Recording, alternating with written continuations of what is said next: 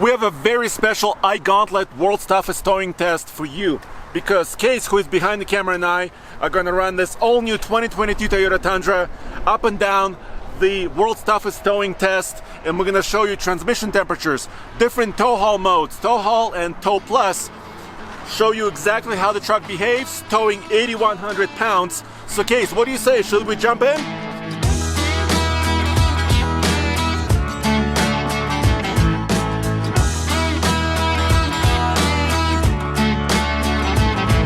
And dude, there are two other reasons why this Ike is very special. Two reasons? Yeah. First of all, it's raw and unedited. Yep. You guys asked to see more. We're gonna give you everything, basically, including the gauges, what we're seeing here inside the cab. And also, it's because, is this your first Ike on camera? This is my first Ike on camera. I'm usually the one that's chasing the vehicle that's actually towing, holding the camera, filming, that kind of thing. So yeah, thanks dude. Thanks for coming along on this run. And I know you've done, what, a couple dozen Ikes maybe? Yeah, it feels like a lot. I mean, it's been a couple of years of shooting a lot of Ikes. So we're gonna use the same procedure at 50 miles an hour coming down the mountain and starting at 50 miles per hour, and you capturing some extra video right there. Yeah, I can never not be the camera guy, at least a little bit. Right. So the other thing I have to say is, there we have it. I just let go of both the gas and the brake. The last Ike Gauntlet we did with this Tundra, with the same trailer and this identical truck, I was in tow haul mode. Yeah, which sounds like the right thing to do, but there's also a tow plus mode. Yes, the magical tow plus, which we're using right now. Hey there. You might be thinking to yourself, man, I hope I don't go bald when I'm older. But here's a part you might not want to hear. Male pattern baldness affects an average of 2 out of 3 guys by the age of 35. The best way to keep your hair is by treating it before you lose it. Rather than going to a doctor's office for your hair loss products, Keeps lets you consult a licensed doctor online so you can figure out which hair loss plan best suits your needs. After that, your order is shipped directly to your front door. It's as simple as that. Keeps is an affordable solution to prevent hair loss, and a single order lasts you 3 months. Hundreds of thousands of guys are using Keeps, and their reviews speak for themselves. If keeping a full head of hair this winter sounds like something that you want to do, visit keeps.com/TFL truck or click the link in the description below for 50% off your first order. That's keeps.com/TFL truck. Don't let yourself go bald. Save your hair before it's too late. I didn't say anything. And this is the first brake application right there. And here's a couple things. So that was partially my error, because this is an extreme test. Yeah.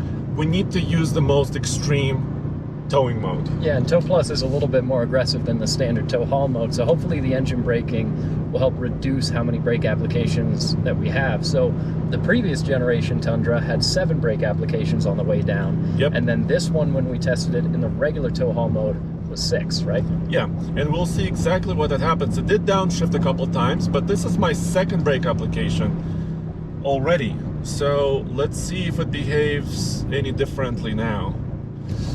And so I remembered, originally I knew, of course, about the tow plus, but I was confused, so that was my fault. I thought only the max tow packages had it, right, and not every truck.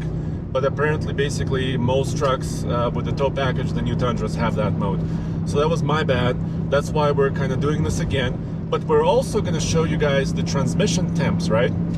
Yeah, absolutely. We've got our scan gauge down here, and we're looking at a few different things. We have intake air temperature on the top left, which you can see is 46 degrees right now. It's actually a pretty warm day here in the mountains.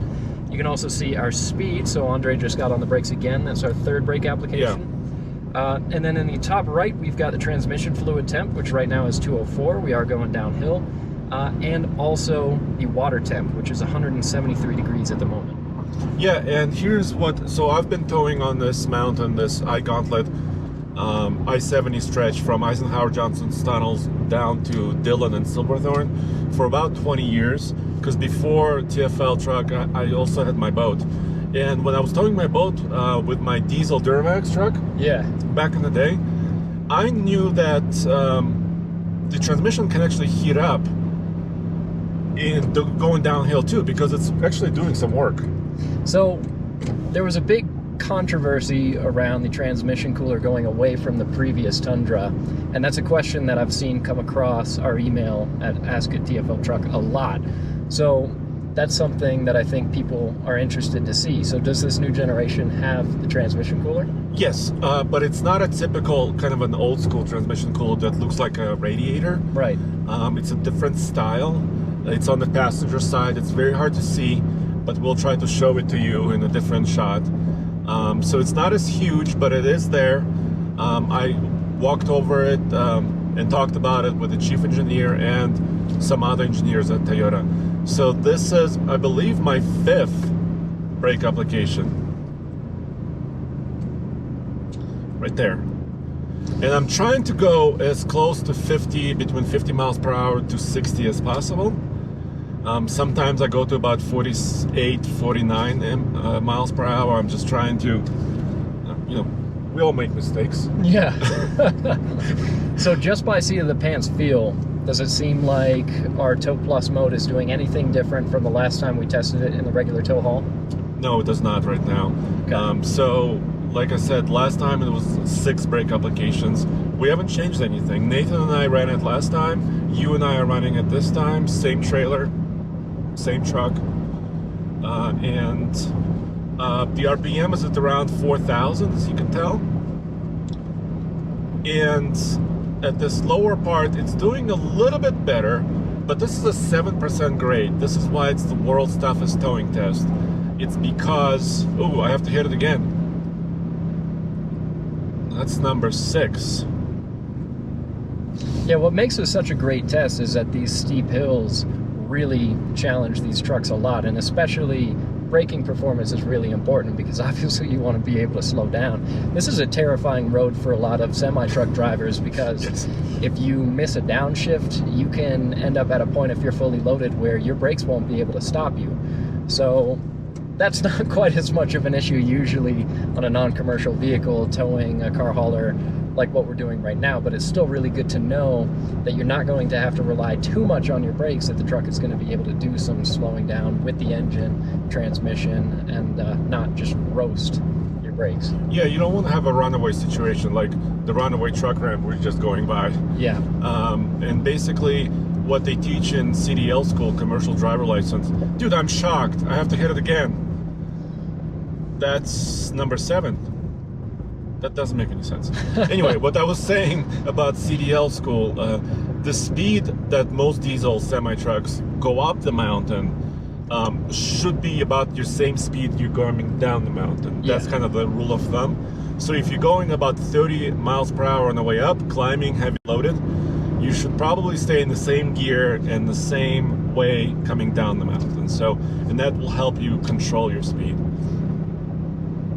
So that's 7 brake applications. That doesn't make any sense. Yeah, and we're almost back to 60 already. So we basically are limited by the RPM, right? Yeah. So, and I think even if I tried, I have to hit it again. We're at 61.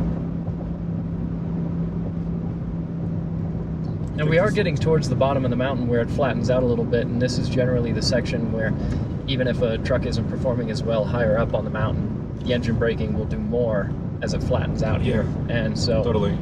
at this point it should be able to do more for us.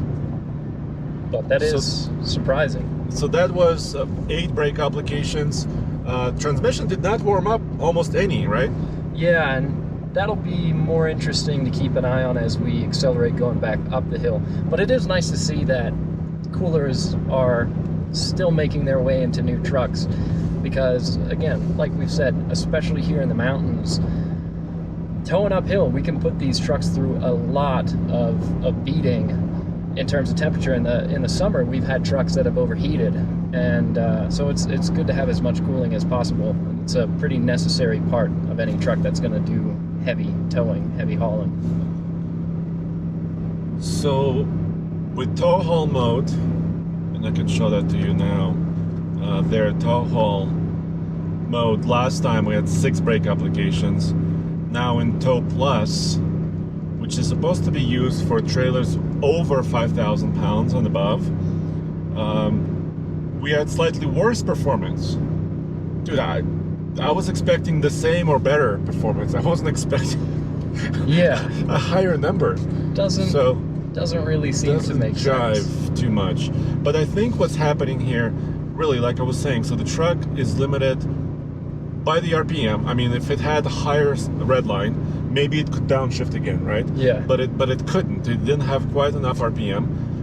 And I mean, all the other temperatures are in check. You know, we're monitoring as much as we can, including oil pressure right there. So yeah, it seems normal, but the performance on the downhill was not as good. Yeah, and I mean, it's weird that it's different from tow haul to tow plus, but I think in general it seems to make sense. I would assume that a smaller displacement engine, this is a 3.5 liter. Yeah. I would assume that wouldn't have as much stopping power as a lot of the V8s that are available in other trucks, or the V8 that used to be available in the Tundra. Yeah, big displacement usually, you know, you're kind of pushing more air, back pressure, right? So those big engines seem to do better, a little bit better, but hey, it's still good performance. It downshifted when I wanted it. Yeah. I'm not going to say that it failed the test, but it's just a little strange that Tow Plus did not help at all. But let's see how it goes up the mountain.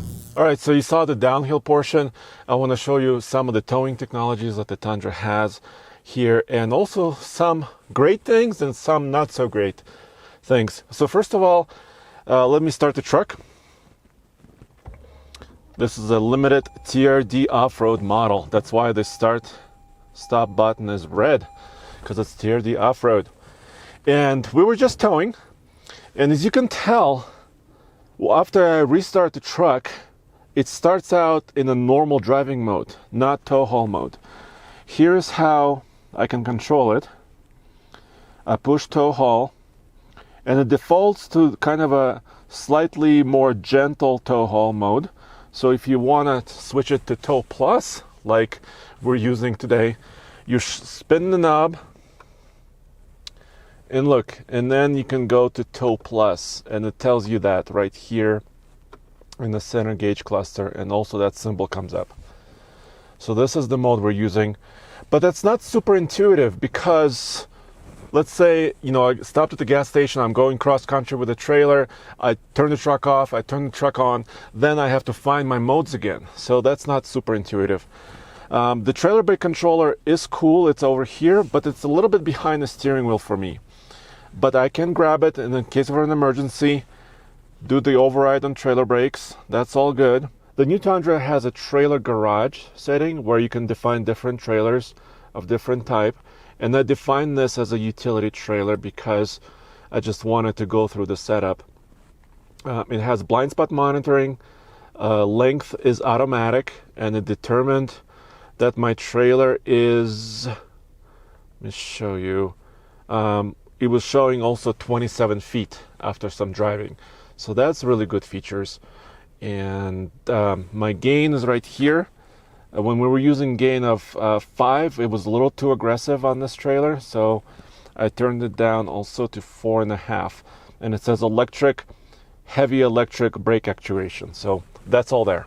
So this truck is also equipped with 360-degree camera system, which is helpful while towing. It has this fun mode here, but what's actually more fun for me is having all the different camera modes. So I can see my hitch, I can see the wiring. When I back up, it helps me by showing me my steering lines.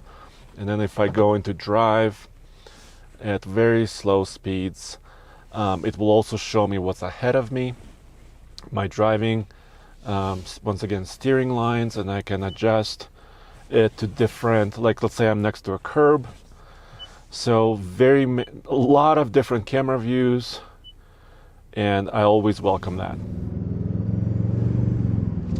You could hear the turbos a little bit there. Just a little bit. They're very faint. And starting off, our transmission temp is at 197, so we'll keep an eye on that as it climbs, as we climb. Yeah, so we're starting at 35 miles per hour, and I'm gonna shut up a little bit to reset the trip meter. Are you ready with the timer? Yep. Hit it now. All right. Now, I'm interested to see how quickly this transmission rises in temperature. But this truck accelerates That's 60. pretty good. That's not too bad. That was about 14 seconds. Yeah, so that's really good with 8,100 pounds, like we were talking about on our trailer. And now my task is to maintain 60 and see how that works. So let's briefly talk about tow plus versus tow haul again. So tow haul, both of those modes for towing, they're changing the way the transmission mapping works. Yep. The throttle pedal mapping, and also according to Toyota, also steering. So they're a little bit assist. And the steering, I mean, it's not too heavy, not too light, but they're adjusting it slightly to help you tow more confidently. That's pretty interesting. I mean, the throttle mapping and holding gear longer, that I would have expected, but the steering comes as a surprise. So Yeah. do you know if it makes it lighter or heavier? I don't know exactly which way they do it, but They didn't I would make specify. it. They just said it changes. It changes how it Interesting. does, but I think it's maybe a little bit heavier because I think it will make it more stable. But this chassis is so stable, anyways, that I don't quite notice the differences in steering. The other thing I love here is that this truck rides unbelievably well. It is very smooth. These roads, especially this stretch of highway, is horrible, which is kind of typical in Colorado because we have crazy temperature swings. But even still, this Tundra is riding really well. Yeah, and in the tow plus mode, and there's other acceleration tests that our friends at Truck King did, Steven and his dad, that showed the tow haul plus mode with a trailer accelerates a little bit quicker to 60 rather than not with that mode, because it's just holding gear a little bit more. Yeah. But it's really was imperceptible to me here on the Ike. So it's about the same, I would say. That makes sense. And then looking at our transmission temp, we're up to 208, so only 11 degrees so far, but it will continue to rise. Yeah, and also, what was the temperature in the previous gen Tundra? So we used the same scan gauge in the previous 2021 Toyota Tundra V8, and we were monitoring the transmission temps there. Yeah, so the uphill temp ended up being 246. Okay, that which was is up getting there. warm. Yeah, that's definitely warm. That was getting up there. Anything over 250, I would say, starts to worry me, right? Yeah. I mean, seriously worry. Yeah, and especially, I mean, up here in the mountains, it gets hot, but not as hot as it gets a lot of other places. So I would be a little worried pulling uphill on a really hot day in a really hot climate. Like if you were in the desert somewhere, Yeah. and it was 100, 110 degrees and you were pulling uphill and you didn't have a ton of airflow. That would be a little concerning. I would assume that the temps go up, get pretty high. Yeah, so right now we're at about 3,000 RPM, keeping the speed limit no issue. I'm not full throttle, easy going. The other thing I was going to say, Toyota focused this new Tundra, of course, on heavy loads. They rated it about 11,120 pounds. Yeah, which is good. Which is a good, not class leading number, but a very, very capable number for towing. It has 1,400 pounds of payload, but a couple of little niches in the armor or little kinks is that, for example, it does not have a built-in transmission gauge, temperature gauge, right? Right. We have to use the scan gauge to check it out. Toyota does have a warning, like too hot warning. Yeah. So if something is out of line, the truck will let you know, but I would rather see a gauge. Yeah, especially when you're towing, it's just nice to be able to monitor as many different parameters as possible so you know what's going on with your vehicle. If you're getting close to it, going into some kind of limp mode, anything like that, the more information, the better. Mm-hmm. And so it's getting really steep now, so maybe this could be a good time to measure our sound check. Absolutely. Let's just do it again because I want to make sure we hit all the parameters.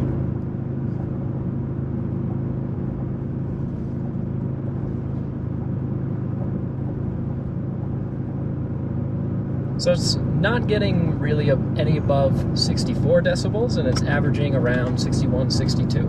So Dude, that's not too bad. Like, this was exactly what happened last time in this truck, and I checked all our data. That's the quietest cabin on the Ike. Yeah. I mean, yeah, just being in here, you hear the engine, but it's not loud. It Not seems loud like at it's all. kind of far away, somewhere beyond. But it's right there, right in front of us. Yeah, this is a generally very quiet powertrain, but still pretty powerful. 389 horsepower, 479 pound-feet of torque, so it's torque. Yeah, and the torque is around this RPM, about 2,400 RPM is maximum torque. And maximum power comes up a little bit higher in the RPM range. But dude, right now it's almost, I mean, look at the RPM. It's not even working hard. Yeah, it's barely trying, which is a good thing for fuel economy as well. Yes. So the previous V8 truck, we measured on the Ike, not the identical trailer, but we measured that truck at 3.4, I believe. Yeah, 3.4 miles per gallon. Yeah. So if this is in the high fours, I mean, that's a huge improvement in fuel efficiency while towing. Yeah, and that's where we're at right now, so we'll see how it progresses. Yeah. So this is getting harder. So the incline is 7% grade. Once again, 8-mile stretch. Maximum elevation is 11,158 feet above sea level. And an 8-minute run would be a perfect time. And I think we'll be right there because it's a light traffic day. Not many vehicles here, and I have no issue maintaining speed. Yeah, and in terms of putting the power down, this amount of load feels like light work for this Tundra. And this would be like a large camping trailer, would be about similar weight. Yeah. A large boat, for example, maybe like a 3 or 4 horse trailer, fully loaded. So this is quite a bit of work it's doing. Yeah, this is a solid load. I mean, that Ford isn't light, and neither is the trailer that we're using to pull it. It's a steel trailer with a wood platform, and and that truck is heavy. It's a big 4-wheel drive, big axles. Totally. So, yeah, I'm sure if we loaded it further, closer to 11,000 pounds, it's near its maximum. It would work a little harder, but I have no doubt that it would do well. We would probably be a gear lower, I would imagine, if we were towing closer to its maximum, but still, power definitely not an issue. And by the way, people passing us, if you see that on the camera, I'm going speed limit. So I can't speak for others, but that's all I'm doing. I'm going the speed limit like we always do. It's always fun shooting the Ike. We definitely don't make people happy going the speed limit on that stretch of highway. But you're supposed to. Yeah, and they got to deal with it. There's a little bit of a bottleneck here. Okay.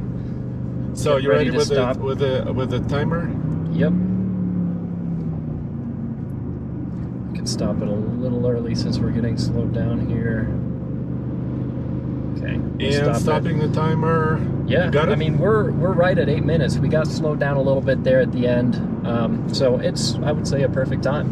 4.7 to 4.8, right there. 4.7 mpg. So a little bit better than last time, according to the trip meter. So 4.7. Last time we got 4.3 in this truck. Yep. In a different mode. The previous generation of the Tundra, the V8, was 3.4. So this is a stark difference. Yeah, that's a huge improvement on MPG. So yeah, a lot of surprises. I thought we would do about the same on all parameters. Apparently not. But this truck just keeps surprising us all of a sudden. And there can be some environmental factors. I mean, obviously, a little bit warmer, a little bit colder, etc. Yeah. Winds, but overall, pretty good performance. And then our transmission temp here at the top is 231. So it got warmish. Definitely on the warm side, but not nearly as bad as the 246 that it was on the previous Tundra that had no transmission cooler and the V8. Yeah, so I would say 230, I'm not worried yet. No. If it was going to go in 245 and 250 and above, I would start to get really worried. Yeah, that seems to be a little on the high end, but nothing crazy. Guys, I'm flabbergasted because I expected the downhill performance to be about the same or better than last time. It was actually a little bit worse as far as brake applications.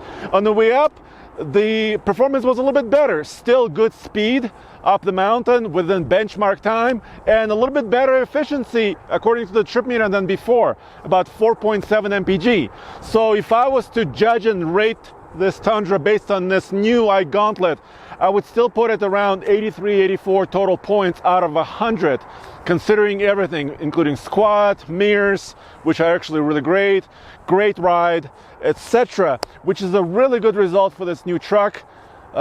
So stay tuned for much more. We'll have more Tundra versus Ford F-150, Tundra versus GM trucks coming up perhaps in a few weeks. So stay tuned for that. Thank you.